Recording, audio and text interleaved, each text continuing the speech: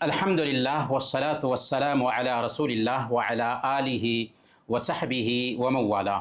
فاعوذ باللہ السمیع العلیم من الشیطان الرجیم. بسم اللہ الرحمن الرحیم. الحج اشہر معلومات فمن فرض فیہن الحج فلا رفث ولا فسوق ولا جدال فی الحج. اس ورچوئل سیمینار میں شریک مشائخ، موقر بھائیوں اور بہنوں، السلام علیکم ورحمۃ اللہ وبرکاتہ. آج کی اس مجلس میں میری گفتگو کا ٹاپک ہوگا، جیسا کہ ابھی آپ نے سنا، بعض حجاج سے ہونے والی بعض غلطیاں. محترم بھائیوں، اللہ کے نبی صلی اللہ علیہ وسلم نے اپنی زندگی میں ایک حج کیا اور اس حج میں صحابہ سے فرمایا تھا، خذوا عنی مناسککم، مجھ سے حج کا طریقہ سیکھ لو. حج کا یہ طریقہ احادیث میں تفصیل سے بیان کر دیا گیا ہے. ایک مومن کی ذمہ داری بنتی ہے کہ حج اور عمرہ کرنے سے پہلے اس کا طریقہ سیکھ لے. حج میں جو غلطیاں ہوتی ہیں اس کی بنیادی وجہ علم کی کمی ہوتی ہے کہ حج کرنے سے پہلے حج کے احکام و مسائل سیکھنے کی طرف دھیان نہیں دیا جاتا. تو آئیے بعض حجاج کی بعض غلطیاں جانتے ہیں جو حج کے دوران ان سے ہوتی رہتی ہیں. سب سے پہلے احرام میں ہونے والی غلطیاں. عازمین حج و عمرہ کے لیے 5 مواقع طے کیے گئے ہیں جہاں سے احرام باندھنا ضروری ہوتا ہے، اور اگر فلائٹ کا سفر ہے تو فلائٹ کے میقات کے اندر داخل ہونے سے پہلے احرام کی نیت ضروری ہے. کتنے لوگ احرام کے بغیر میقات پار کر جاتے ہیں اور کتنے لوگ جدہ پہنچنے کے بعد احرام باندھتے ہیں، حالانکہ جدہ میقات کے اندر ہے.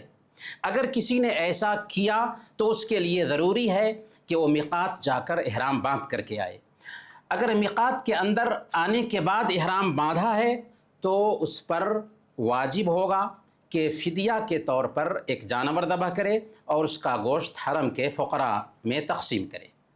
کتنے حجاج احرام باندھتے وقت زبان سے نیت کرتے ہیں کہ اللہم نویت الحج تمتعا او قارنا او مفردا، یعنی اے اللہ میں نے حج تمتع یا حج قران یا حج افراد کی نیت سے احرام باندھا ہے. حالانکہ اصل یہ ہے کہ نیت دل کے ارادے کا نام ہے. ہاں، ایک مرتبہ حج یا عمرہ کی وضاحت مطلوب ہے کہ ان الفاظ میں اس کی وضاحت کر لی جائے، لبیک عمرتن یا لبیک حجن، اور بس. نیت کے الفاظ بولنا بدعت ہے، شریعت سے ثابت نہیں. احرام باندھنے سے پہلے 2 رکعت نماز پڑھنا بھی احرام کی غلطیوں میں سے ہے، کیونکہ اللہ کے نبی صلی اللہ علیہ وسلم سے احرام کے لیے نماز ادا کرنا ثابت نہیں. احرام کی حالت میں کتنی بہنیں غیر محرم مردوں کے سامنے بھی چہرہ کھلا رکھتی ہیں، حالانکہ غیر محرم مردوں سے چہرہ ڈھانکنا ضروری ہے. اسی طرح کچھ عورتیں نقاب پہنتی ہیں، حالانکہ احرام کی حالت میں نقاب پہننے سے منع کیا گیا ہے.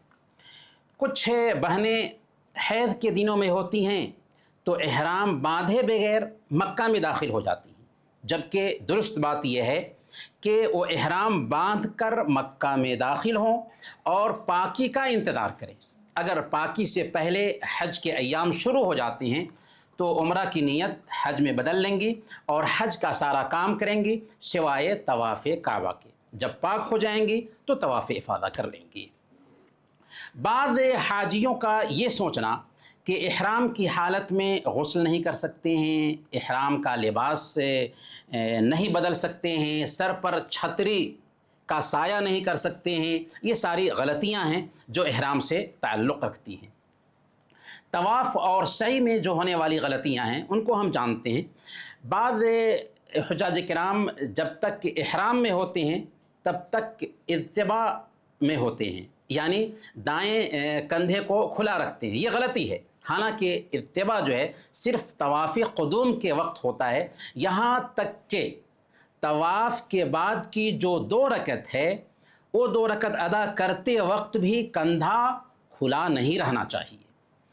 یہ خیال کرنا کہ کعبہ پر پہلی نظر پڑتے ہی دعا قبول ہوتی ہے، یہ بھی غلطی ہے۔ اس قبیل کی جو روایت آئی ہے، شیخ البانی رحمۃ اللہ علیہ نے السلسلہ الضعیفہ میں اسے ضعیف جدا، سخت ضعیف کہا ہے۔ اس لیے کعبہ پر پہلی نظر پڑتے ہی کوئی دعا ایسی قبول نہیں ہوتی ہے جس کے بارے میں کہا جاتا ہے۔ اسی طریقے سے کعبہ کو دیکھنے پر کوئی دعا ثابت نہیں، اللہ کے نبی صلی اللہ علیہ وسلم سے کوئی دعا ثابت نہیں ہے کہ کعبہ کو دیکھ کر کے یہ دعا پڑھی جائے۔ اللہ کے نبی صلی اللہ علیہ وسلم سے مستند روایت سے کوئی دعا ثابت نہیں ہے۔ بعض حاجی حجر اسود کو بوسہ دینے کے لیے دھکم پیل کرتے ہیں اور دوسروں کو تکلیف پہنچاتے ہیں، یہ بھی جائز نہیں ہے اور یہ غلطی ہے۔ کتنے لوگ حجر اسود کو بوسہ نہ دے پانے کی وجہ سے فلائنگ کس کرتے ہیں، یعنی ہوا میں بھیجا گیا بوسہ، ہوائی بوسہ، حالانکہ یہ بھی غلط ہے۔ صحیح یہ ہے کہ حجر اسود کو چوم سکتے ہوں تو چوم لیں یا چھو لیں، یا اس کی طرف اشارہ کرتے ہوئے اللہ اکبر کہیں اور طواف شروع کر دیں۔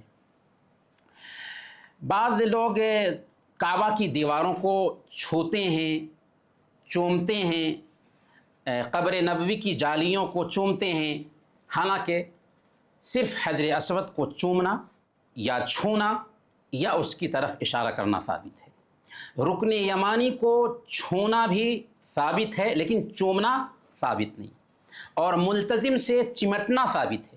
اس کے علاوہ کعبہ کے کسی بھی حصے کو چھونا یا چومنا ثابت نہیں۔ کتنے لوگ تو عجیب بات ہے کہ قبر رسول صلی اللہ علیہ وسلم پر پرچیاں پھینکتے ہیں، فریاد کرتے ہیں اور اولاد مانگتے ہیں، جو کہ سراسر شرک ہے۔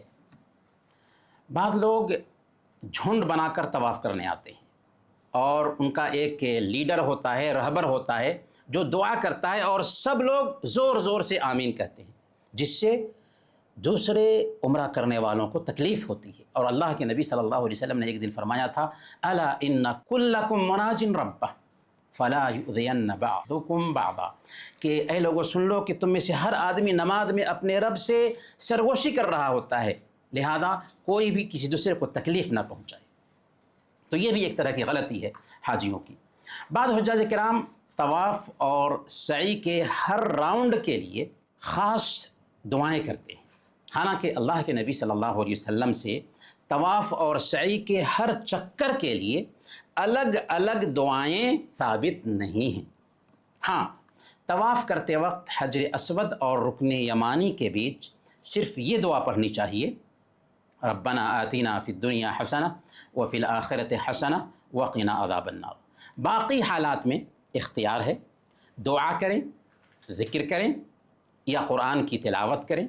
ہاں، سعی کے ہر چکر کے شروع میں صفا اور مروہ پر یہ دعا پڑھنی چاہیے، لا الہ الا اللہ وحدہ لا شریک لہ لہ الملک ولہ الحمد وہو علی کل شیء قدیر، لا الہ الا اللہ وحدہ انجز وعدہ ونصر عبدہ وہزم الاحزاب وحدہ۔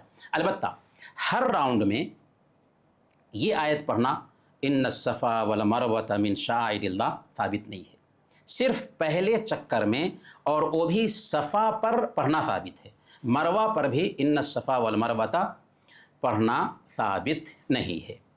بعض حجاج کرام صفا سے مروہ تک ایک سعی سمجھتے ہیں، حالانکہ درست بات یہ ہے کہ صفا سے مروہ ایک سعی ہوتی ہے اور مروہ سے صفا دوسری سعی شمار کی جاتی ہے۔ بعض لوگ دوسروں کی طرف سے طواف کرتے ہیں، جب وہ عمرہ کرنے کے لیے گئے ہیں، حج کرنے کے لیے گئے ہیں، تو سوچتے ہیں کہ دوسروں کی طرف سے ہم طواف کر لیں، حالانکہ دوسروں کی طرف سے حج اور عمرہ تو ہو سکتا ہے، طواف نہیں ہو سکتا، کیونکہ طواف بھی نماز کے جیسے ہے۔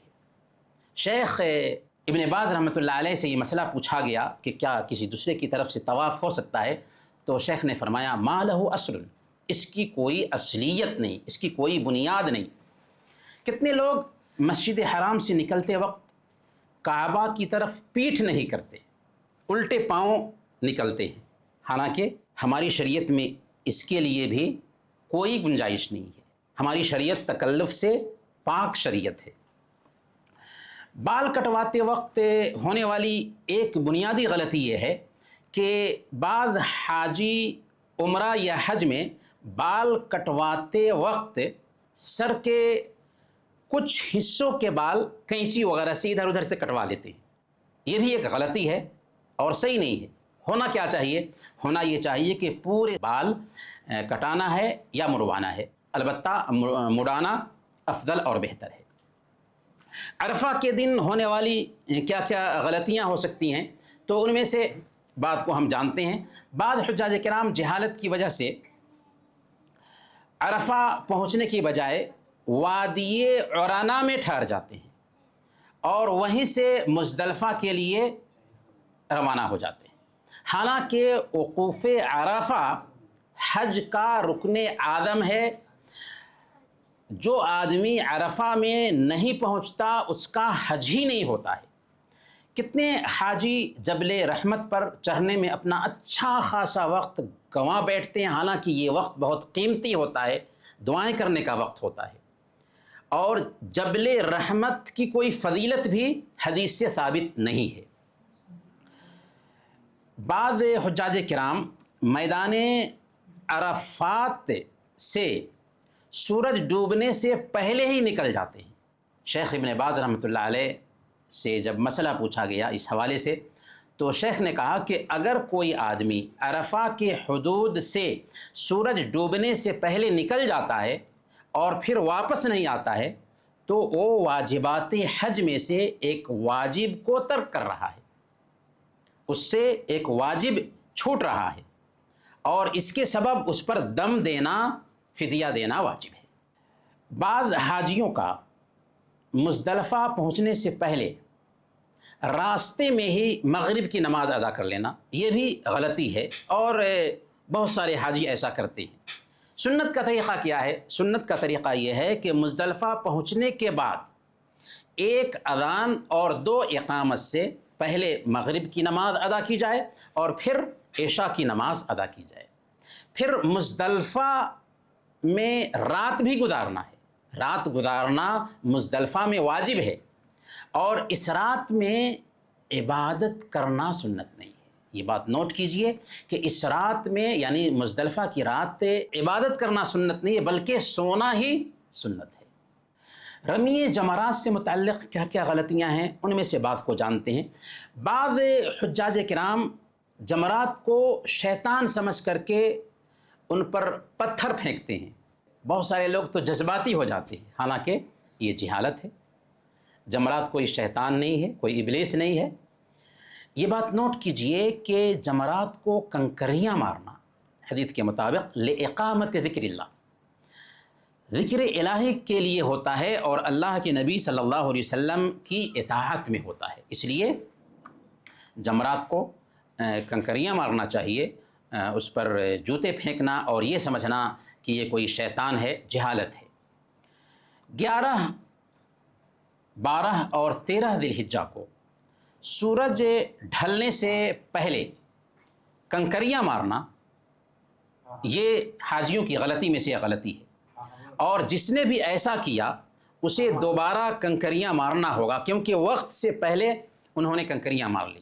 جبکہ 10 ذی الحجہ کو کسی بھی وقت جمرہ عقبہ کو 7 کنکریاں مار سکتے ہیں، پر 11، 12 اور 13 ذی الحجہ کو جو وقت شروع ہوتا ہے کنکریاں مارنے کا، سورج ڈھلنے کے بعد شروع ہوتا ہے. اس لیے اگر کسی نے سورج ڈھلنے سے پہلے مار لیا تو اس کو دوبارہ کنکریاں مارنا ہوگا. کتنے لوگ طاقت رکھتے ہوئے جمرات اور کنکریاں مارنے کے لیے دوسروں کو وکیل بنا دیتے ہیں. اگر معذور ہیں تو ٹھیک ہے، چلے گا، لیکن طاقت رکھتے ہوئے دوسروں کو وکیل بنانا جائز نہیں ہے. شیخ ابن باز رحمۃ اللہ علیہ نے اس حوالے سے بیان فرمایا کہ ایسے شخص پر لازم ہے کہ ایک جانور ذبح کرے اور اس کا گوشت حرم کے فقراء پر تقسیم کرے. کیوں؟ اس لیے کہ طاقت رکھتے ہوئے اس نے دوسرے کو وکیل بنایا ہے. بعض حجاج کرام 10 ذی الحجہ کو طواف افاضہ کے لیے جب مکہ آتے ہیں تو طاقت رکھنے کے باوجود مکہ میں ہی رات گزار دیتے ہیں. مینا رات گزارنے کے لیے نہیں جاتے، حالانکہ ان کے لیے ضروری تھا کہ وہ مینا میں رات گزاریں اگر طاقت ہے تو۔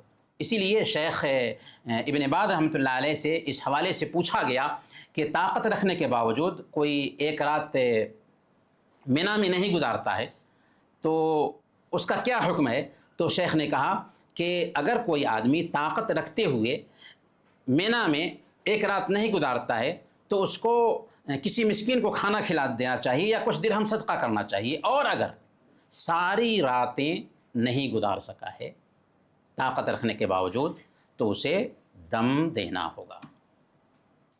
اخیر میں چند مسائل ہیں جنہیں ہم جانتے ہیں۔